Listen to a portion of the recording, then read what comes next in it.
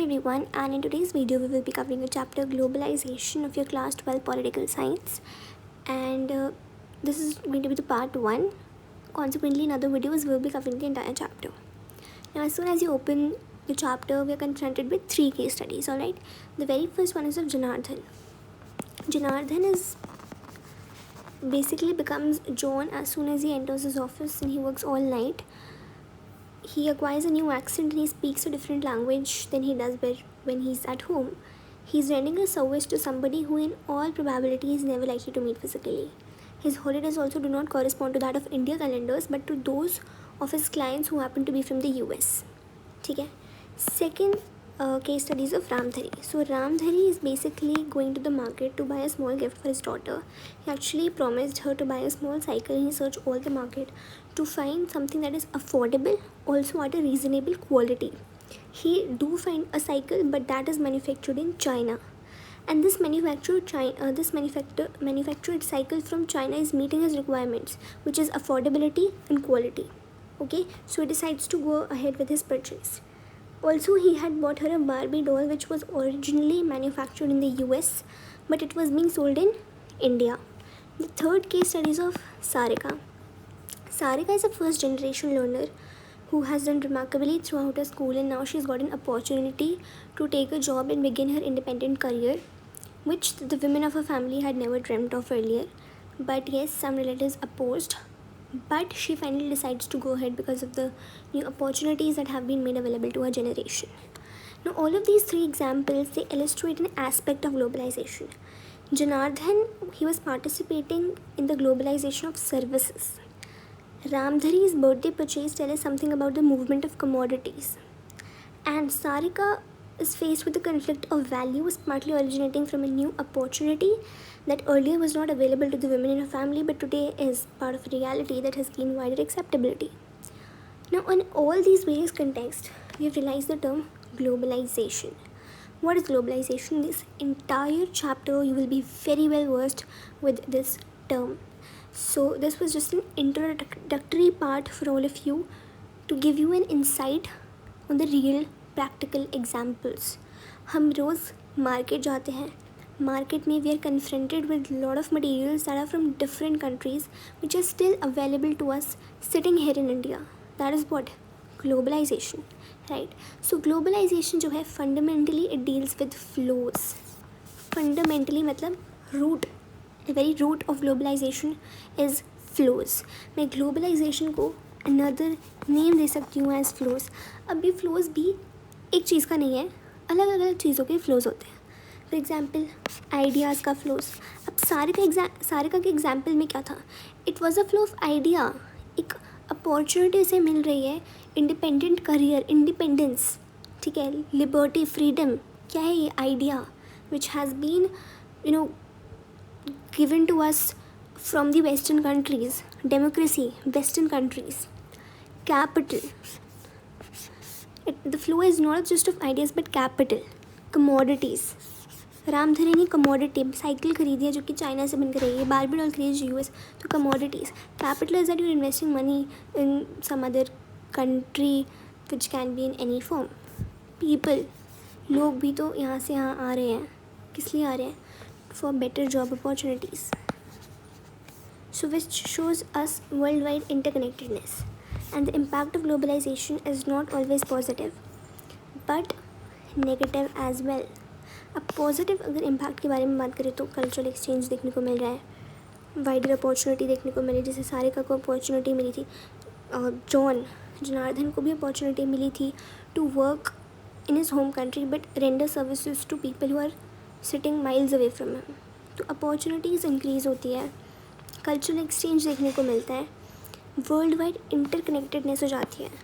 US, India, China, Europe, world wide interconnectedness हमें globalisation की वजह से देखने को मिलती है. बट इसका इम्पैक्ट सिर्फ पॉजिटिव नहीं है, impact is negative as well, क्योंकि हमें इनक्वालिटीज़ देखने को मिलती है, कॉन्फ्लिक्ट्स राइज होते हैं, लोकल मार्केट में जो जॉब होती है वो लॉस होती है. कैसे होती है आगे हम पढ़ेंगे. अभी कुछ एग्जाम्पल्स ग्लोबलाइजेशन. तो कुछ फार्मर्स ने सुसाइड कमिट कर लिया था बिकॉज जो उनकी क्रॉप्स थी फेल्ड. ठीक है, क्रॉप फेलियर की वजह से फार्मर्स ने सुसाइड कमिट कर लिया था. इन फार्मर्स ने बहुत ही एक्सपेंसिव सीड परचेज़ किया था and these expensive seeds were supplied by multinational company.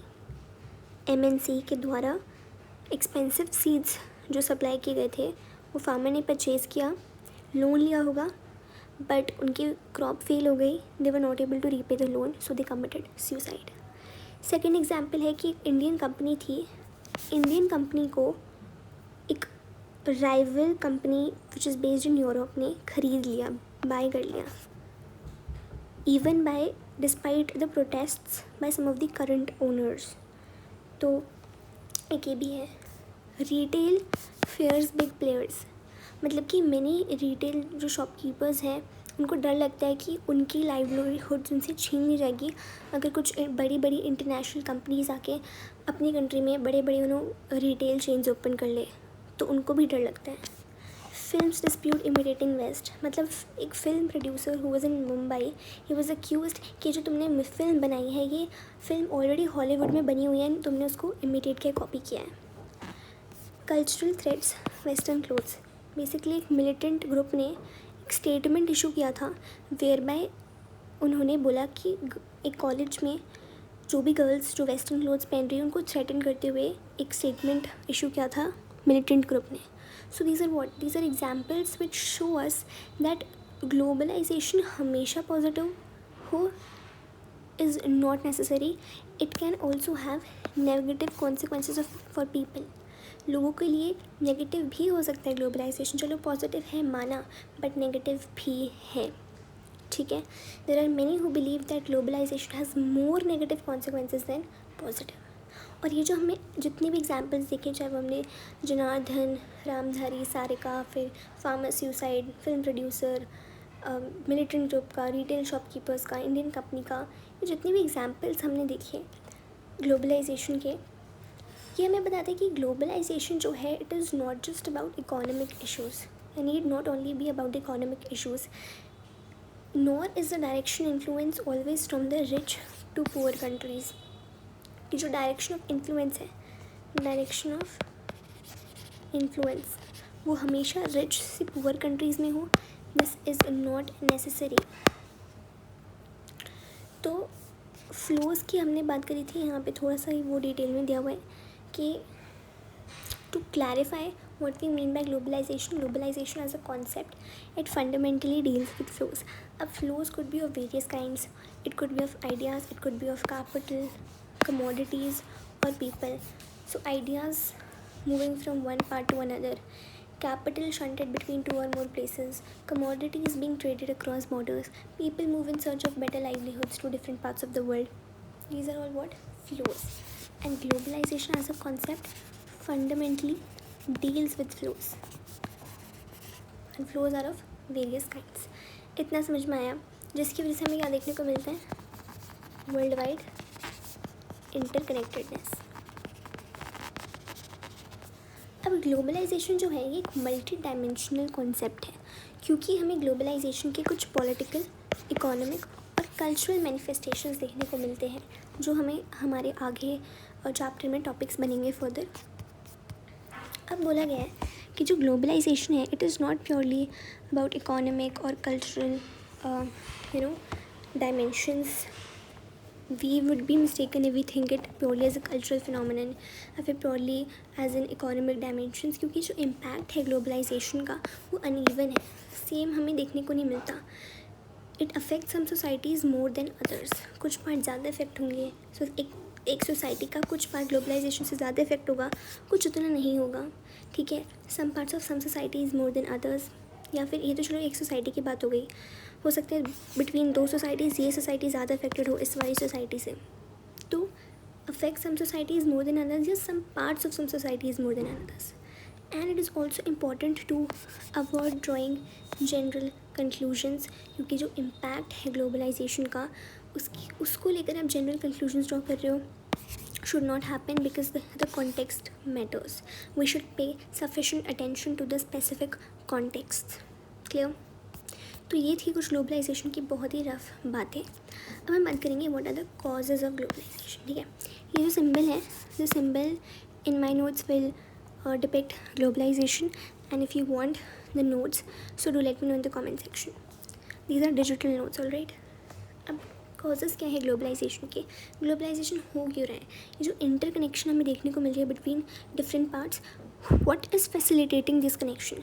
सो देखो, ग्लोबलाइजेशन हमने बात करी कि फ्लोज है of ideas, capital, commodities, people, लेकिन ये चीज़ पुराने ज़माने से भी चली आ रही है. If you look at history, तो ह्यूमन हिस्ट्री से हमें ग्लोबलाइजेशन देखने को मिला है ना.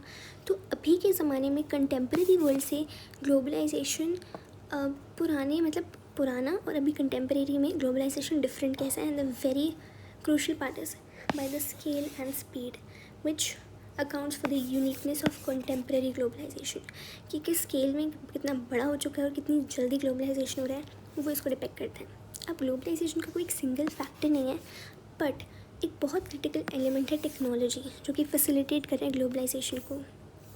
अभी इसमें भी टेक्नोलॉजी आप देखोगे कि पास्ट में कुछ इन्वेंशंस हुए हैं, प्रेजेंट में कुछ हुए हैं.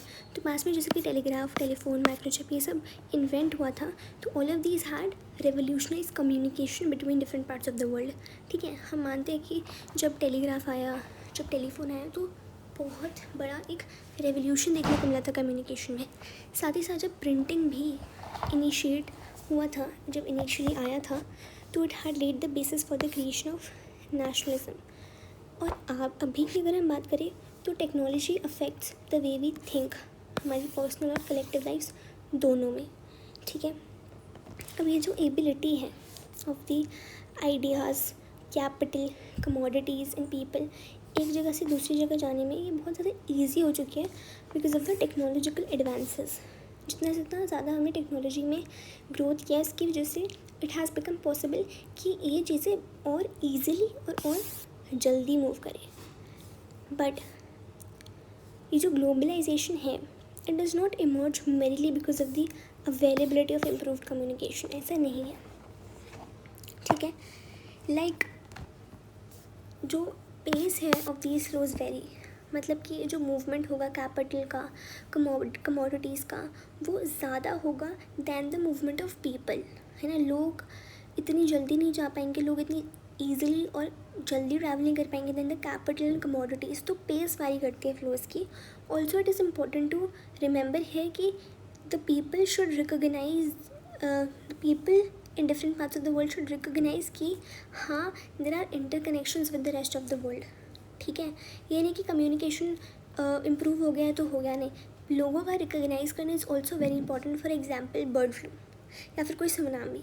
बर्ड फ्लू, सुनामी कोई एक पर्टिकुलर नेशन की तक कन्फाइन नहीं है, या फिर कोई एक पर्टिकुलर नेशन को रिस्पेक्ट, पर्टिकुलर नेशनल बाउंड्रीज़ को रिस्पेक्ट नहीं करती. For example corona virus. अब कोरोना वायरस जो था वो चाइना की बाउंड्री तक सीमित नहीं हुई, थोड़ी बोला मैं तो चाइना तक ही रहूँगा, नहीं. ऑल्सो जब मेजर इकोनॉमिक इवेंट्स होते हैं, जब वो टेक प्लेस करते हैं, तो उनका इम्पैक्ट भी आपको बाकी के national, regional, environment, global level पर देखने को मिलते हैं. So all of the world is interconnected, that you should remember. ठीक है, जब वर्ल्ड ग्रेट इकोनॉमिक डिप्रेशन आया था, तो it was not just one part that was affected but the entire world. जब ऑयल के प्राइस इंक्रीज हो जाते हैं तो the entire world gets affected. That is what you need to remember here. Clear. तो ये तो जस्ट था इंट्रोडक्टरी पार्ट. अब हमने जैसे देखा कि ग्लोबलाइजेशन एक मल्टी डायमेंशनल कॉन्सेप्ट है और इसके मैनिफेस्टेशंस हमें देखने को मिलते हैं in the political sense, economic sense, cultural sense. तो वही अब हम आगे पढ़ेंगे. जो नेक्स्ट वीडियो होगी that is going to deal with the political consequence of globalisation. Clear. And in this video let's just quickly revise कि हमने क्या पढ़ा है. ग्लोबलाइजेशन को हमने fundamentally as a concept flows से डिटरमाइन किया है. फ्लोज आर ऑफ 4 टाइप्स कि आइडियाज़ मूव करते हैं, कैपिटल, कमोडिटीज़, पीपल, ये सब लोग मूव करते हैं. That it is also not always positive but negative consequences भी हमें देखने को मिलते हैं. ग्लोबलाइजेशन को हमें सिर्फ इकोनॉमिक और कल्चरल वेज में नहीं देखना चाहिए, हमें कॉन्टेक्स्ट पे ध्यान देना चाहिए बिकॉज कॉन्टेक्स्ट मैटर करता है. जनरल कंक्लूजन्स नहीं निकालने चाहिए. ग्लोबलाइजेशन का जो इम्पैक्ट है वो society to society, parts to parts vary करता है. ये सारी चीज़ें हमने देखी.